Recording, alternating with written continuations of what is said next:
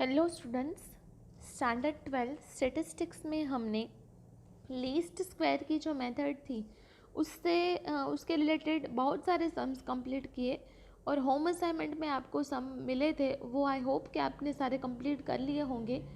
तो आज हम उसकी जो थर्ड मेथड है कि मेथड फॉर मूविंग एवरेजेस, वो मेथड आज हम करने वाले हैं।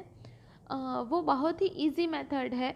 जैसे हमने लीस्ट स्क्वायर में देखा था कि कैलकुलेशन थोड़ी सी ट्रिकी है, तो इसमें ऐसा नहीं है।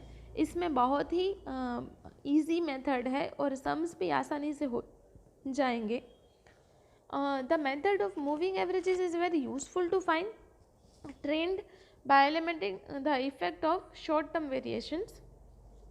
The short term variations are usually regular and have repetitions.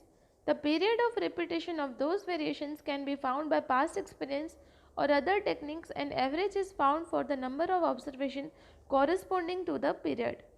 Since the average values lies in the center, we get the values that are free from the short term fluctuations which show in trend. Suppose the values of dependent variable in the given time series are y2, y1, y3 for the time 1, 2, 3 and respectively, and the interval for short cyclic fluctuations in 3 years. The mean of first 3 observations y1, y2, y3 is found as y1 plus y2 plus y3 divided by 3, and it is written against the center of 3 days, which is y2. Further, in the mean of successive years, y3, y2, y4 found in y2 plus y3 plus y4 divided by 3, and it is written against y3, which is center in these values. Similarly, all the means are calculated till the last value from the given values of the variable is included. The averages thus calculated are called 3-yearly moving averages, which indicates the trend. हमको क्या करना है, 3 yearly उसका mean find कर लेना है और उसके मूविंग एवरेज मेथड से फाइंड करना है. It is not necessary that the unit of time is every time series in the year, and the time interval for repetitions in the pattern of the values of variables may not be necessarily 3 years. The moving averages will be denoted according to the unit of time. For example, 5 days moving averages, 3 movingly averages, 4 yearly. The unit of time is taken as year, and the discussion here, while calculating the given data, we first find the total values of the variable in the total, namely with the time interval for the average. After finding the first total y1, y2, y3, the next total, namely y2, y3, y4 is found, subtracting y1 from the above total and adding y4 into it. अब ये सारी चीज़ें हम सम करेंगे तब हमको ज़्यादा, हम जब इसके से रिलेटेड सम करेंगे ना, तब ये चीज़ें आपको एकदम से क्लियर हो जाएगी कि क्या करना है, किसको सब्ट्रैक्ट करना है, किसको ऐड करना है. The first 3 yearly moving averages is return against y2, and thus the moving average against y1. The trend value at the time cannot be obtained. Similarly, the trend value corresponding to yn cannot be obtained. अब ये सारी चीज़ें y1, y2, y3 को divided by 3 या 4, या फिर y4 को हमको y2 से सब्ट्रैक्ट करना है, तो ये कैसे करना है, तो ये सारी चीज़ें हम जब सम करते हैं तब हमको ज़्यादा पता चलती है. तो आपकी टेक्स्ट बुक में पेज नंबर 173 पे जो सम है वो सम हम सोल्व करते हैं, तो ये चीज़ें आपके दिमाग में ज़्यादा क्लियर हो जाएगी कि किस तरीके से ये सारी चीज़ें होती हैं. Number of accounts are opened in the different weeks in a branch of a certain bank are given below. Find the trend using 3 weekly moving averages. Week and number of account open. तो week यहाँ पे दिए गए हैं, number of account open वो भी दिया गया है यहाँ पे हमको. तो हमको क्या करना है कि calculation for the 3 weekly moving averages, ऐसे इसको कैलकुलेट करना है. वीक दिए गए हैं T, उसको हमने T नेम दे दिए. And number of account open, तो यहाँ पे हमको डिटेल दी गई है 26 to 21, ये सारे इसको हम y बोलेंगे. अब क्या करना है कि 3 वीकली मूविंग टोटल हमको फाइंड करना है.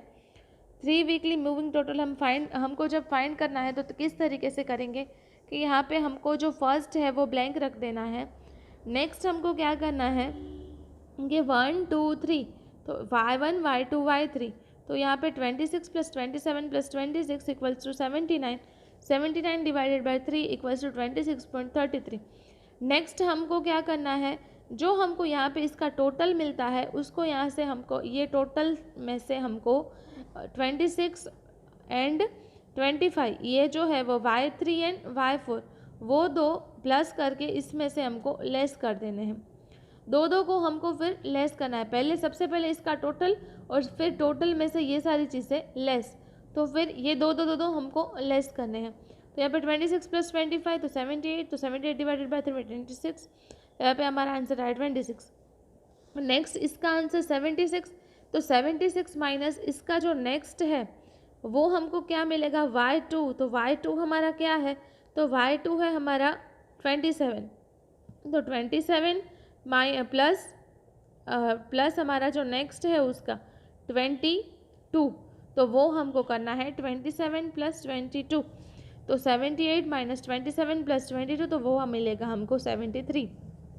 नेक्स्ट है हमको इस तरीके से लेना है। हाँ, तो नेक्स्ट हमारा है 26, तो यहाँ पे इसका आंसर आया 73 माइनस ये दोनों का काउंट हो गया हमने, ये 26 और 25 हमको कैलकुलेट कर लिए। नेक्स्ट हमारा है 26, तो ये 26 को हमको 26 + 24 ये हमारा नेक्स्ट है, तो 26 + 24 आंसर मिलेगा 71 डिवाइड बाई 3, तो यहाँ पे 23.67।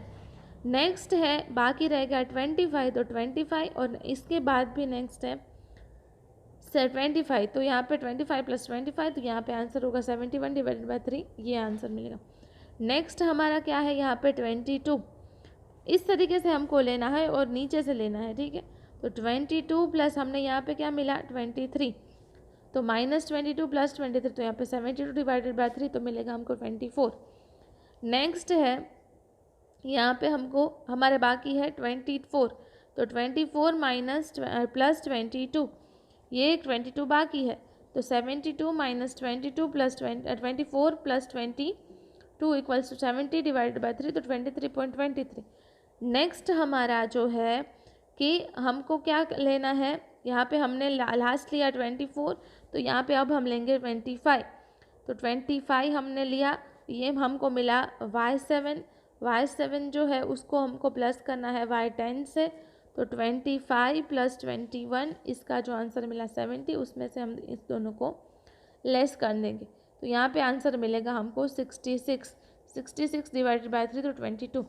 अब हमारे पास नीचे कोई कॉलम नहीं है, तो हम क्या करेंगे कि ऊपर की और नीचे की दोनों जो कॉलम है वो हमको ब्लैंक रख के ये जो सम है मूविंग एवरेजेस वाला वो हमको करना है। इसी तरीके से बहुत ही इजी है ये सम, तो आपको ये सम इसी तरीके से करना है और आपको होम असाइनमेंट में आपकी स्क्रीन पे ये जो सम्स दिख रहे हैं वो आपको कंप्लीट करने हैं और टाइम टू टाइम उसको सबमिट करके भेज देना है। Thank you.